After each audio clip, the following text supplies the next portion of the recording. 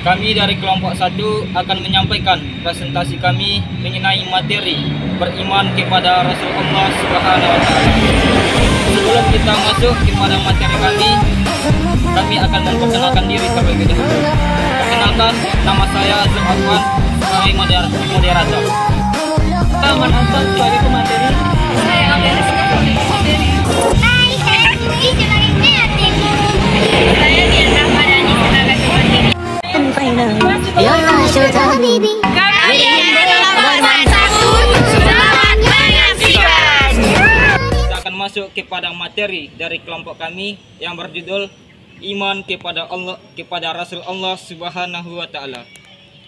Beriman kepada Rasul Allah Subhanahu wa taala merupakan kewajiban bagi seluruh umat Islam. Karena beriman kepada Rasul Allah Subhanahu wa taala merupakan salah satu dari rukun iman, yakni rukun iman yang keempat. Secara bahasa berasal dari kata ya'mal ana yu'minu imanan, yang artinya percaya.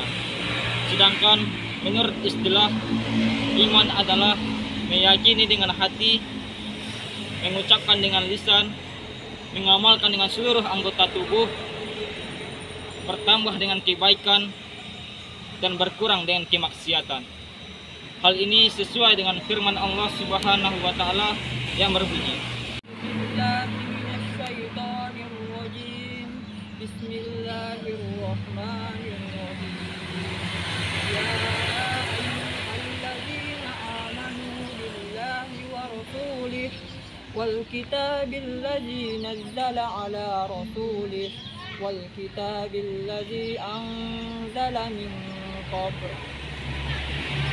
Wa man ya'mur billahi wa malaikatihi wa kutubihi wa rasulihi wal yawmil akhir faqad dhalla dhalalan ba'ida.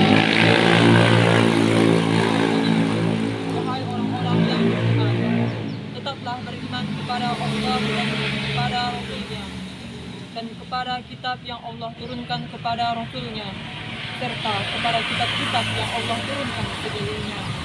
Barang siapa yang kafir kepada Allah, kitab-kitabnya, Rasul-Rasulnya, dan hari kemudian, sesungguhnya orang itu telah tersesat sejauh-jauhnya. Quran Surat An-Nisa ayat 136. dari uraian tersebut dapat dipahami bahwa beriman kepada Rasulullah Subhanahu wa taala adalah meyakini keberadaan Rasulullah Subhanahu wa taala dengan hati, membenarkan dengan lisan, dan mengucapkannya dengan anggota badan. Adapun Rasul adalah seorang laki-laki yang diberikan wahyu oleh Allah Subhanahu wa taala untuk dirinya dan untuk kaumnya. Dalam ajaran Islam, selain Rasul ada juga Nabi. Nabi adalah seorang laki-laki yang diberikan wahyu oleh Allah Subhanahu wa taala hanya untuk dirinya sendiri. Nabi dan Rasul terletak pada wahyu yang diberikan oleh Allah kepadanya. Jika Nabi hanya diberikan oleh Allah Subhanahu wa taala wahyu untuk dirinya sendiri, sedangkan Rasul diberikan oleh Allah Subhanahu wa taala wahyu untuk dirinya dan juga untuk kaumnya. Rasul Allah Subhanahu wa taala. Para rasul merupakan manusia pilihan Allah Subhanahu wa taala. Selain rasul, juga terdapat para nabi. Keduanya sama-sama utusan Allah Subhanahu wa taala. Terkait jumlah nabi dan rasul, terkait jumlah rasul Allah Subhanahu wa taala, hanya Allah Subhanahu wa taala yang mengetahuinya secara pasti. Namun terdapat beberapa riwayat yang menjelaskan tentang jumlah nabi dan rasul. 1. Hadis riwayat Imam Ahmad. Hadis riwayat Imam Ahmad meriwayatkan hadis dari Abi Dzar radhiyallahu. Ketika Rasulullah Shallallahu alaihi wasallam ditanya tentang jumlah nabi dan rasul, Rasulullah Shallallahu alaihi wasallam bersabda, yang artinya jumlah nabi itu adalah 124.000 nabi, sedangkan rasul 315. Suatu jumlah yang sangat banyak. Hadis riwayat Ahmad. Yang kedua, hadis riwayat At-Tirmizi. At-Tirmizi juga meriwayatkan hadis dari Abi Dzar radhiyallahu yang dimana Rasulullah Shallallahu Alaihi Wasallam bersabda, yang artinya jumlah nabi itu adalah 124.000 jiwa, sedangkan Rasul 312.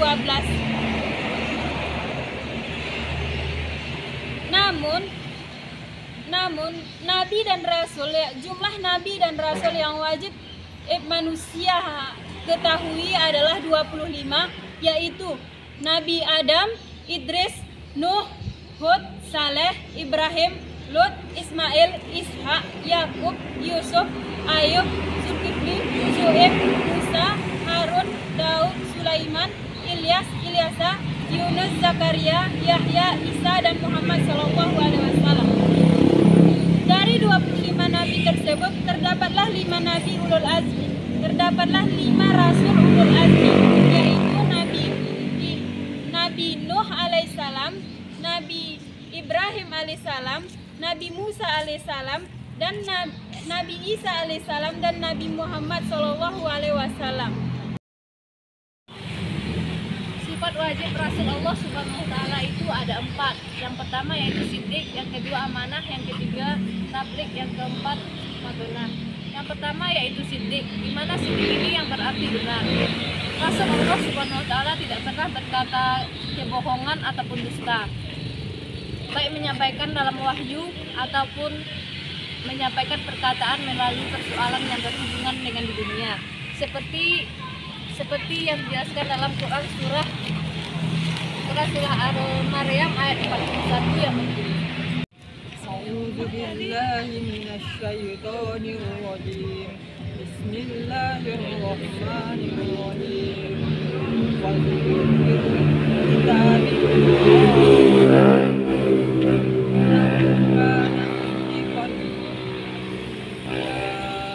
Wa artinya, ceritakanlah wahai Muhammad kisah Ibrahim di dalam kitab Al-Quran ini. Sesungguhnya ia adalah seorang yang sangat membenarkan tadi, seorang Rasul. Quran Surat Maryam ayat 41.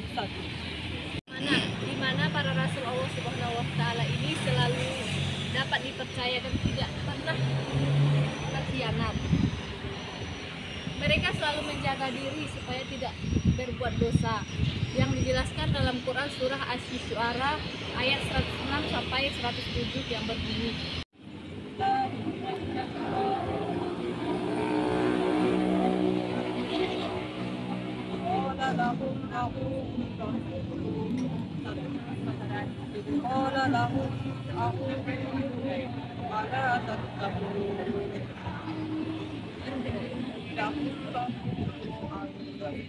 Artinya, ketika saudara berkata, mengapa kamu tidak beriman? Mengapa kamu tidak bertakwa? Sesungguhnya aku ini adalah rasul kepercayaan yang diutus kepadamu. Quran surat Asy-Syu'ara ayat 106 sampai 107. Yang ketiga yaitu tabligh, di mana tabligh ini artinya menyampaikan. Rasul adalah manusia pilihan Allah Subhanahu wa Ta'ala yang ditugaskan untuk menyampaikan risalahnya kepada umatnya. Tabligh juga dapat didefinisikan sebagai menyiarkan pesan Islam oleh individu baik melalui tulisan ataupun secara lisan, yang dijelaskan dalam Quran surah Al-Maidah ayat 67. Yang keempat itu adalah fatunah, di mana arti fatunah ini adalah cerdas. Rasulullah Subhanahu wa Ta'ala harus mempunyai sikap ini agar bisa berdakwah dalam memberikan argumen, pendapat, dan berkomunikasi kepada umatnya agar bisa mengajak umatnya ke jalan yang lebih benar. Dijelaskan dalam Quran surah Al-An'am ayat 83. Mustahil bagi bagi Rasul dibagi menjadi 4. 1. Kizib, artinya dusta. Perkataan para Rasul Allah Subhanahu wa Ta'ala adalah benar, sehingga mustahil para Rasulullah berdusta. Seperti dijelaskan dalam surat Al-Jin ayat 28 yang artinya, supaya dia mengetahui bahwa sesungguhnya Rasul-Rasulnya itu telah menyampaikan risalah Tuhannya. Sebenarnya ilmunya meliputi apa yang ada pada mereka, dan dia menghitung segala sesuatu satu persatu. 2. Khianat, artinya menyelisihi. Para Rasul Allah Subhanahu wa Ta'ala tidak mungkin memiliki sifat khianat, karena setiap Rasul memiliki sifat amanah, seperti dalam surah Al-An'am ayat 106 yang artinya, ikutilah apa yang telah diwahyukan kepadamu dari Tuhanmu.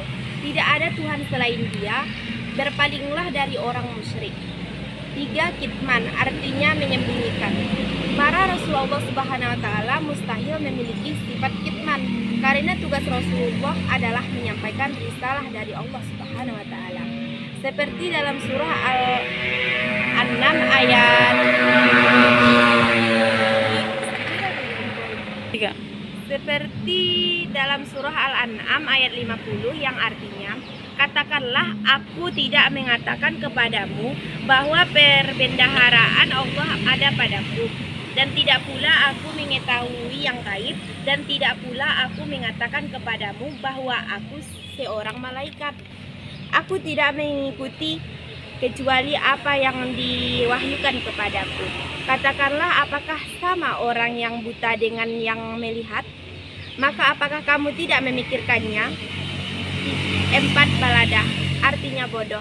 Para Rasul mustahil memiliki sifat baladah, karena setiap Rasul dalam berdakwah membutuhkan strategi dan kecerdasan dalam menghadapi kaum yang berbeda-beda. Selain itu, para Rasul Allah Subhanahu wa Ta'ala juga memiliki sifat fatanah, seperti dalam surah Al-A'raf ayat 199 yang artinya, jadilah engkau pemaaf dan suruhlah orang mengerjakan yang makruh, serta berpalinglah daripada orang-orang yang bodoh. Bagi Rasul terbagi menjadi 2. Yang pertama adalah Ismatul Rasul. Ismatul Rasul adalah Rasul merupakan orang yang masum, terlindung dari dosa dan salah dalam kemampuan pemahaman agama, ketaatan dan menyampaikan wahyu Allah Subhanahu wa Ta'ala. Yang kedua, Ittizamah Rasul. Ittizamah Rasul adalah orang-orang yang selalu komitmen apapun yang mereka ajarkan. Kepada para rasul-rasul Allah sebagai berikut. 1. Memiliki teladan dalam hidupnya. Allah berfirman dalam surat Al-Ahzab ayat 31 yang artinya, sesungguhnya telah ada pada diri Rasulullah suri teladan yang baik bagimu, yaitu bagi orang-orang yang mengharapkan rahmat Allah dari kedatangan hari kiamat, dan dia banyak menyebut nama Allah. Semakin sempurna keimanannya. 3. Mencintai Rasul yang dalam surat Al-Imran ayat 31 yang artinya, katakanlah, jika kamu benar-benar mencintai Allah, ikutilah aku. Niscaya Allah Maha mengetahui dan mengampuni dosa-dosamu. Allah Maha Penyayang lagi Maha Pengampun. 4. Terdorong untuk menjadikan teladan dan contoh. 5. Mengetahui hakikat manusia untuk beribadah hanya kepada Allah Subhanahu wa Ta'ala. Allah berfirman dalam surah Az-Zariyat ayat 56 yang artinya, dan aku tidak menciptakan jin dan manusia supaya mereka mengabdi kepadaku. 6. Terdorong untuk melakukan perilaku sosial yang baik. Setelah penampilan video kami, salah dan janggal kami mohon maaf. Wabillahi taufiq wal hidayah wal ridho wal inayah. Assalamualaikum warahmatullahi wabarakatuh.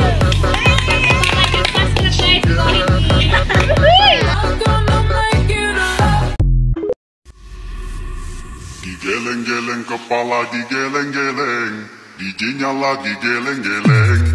Aku so bad.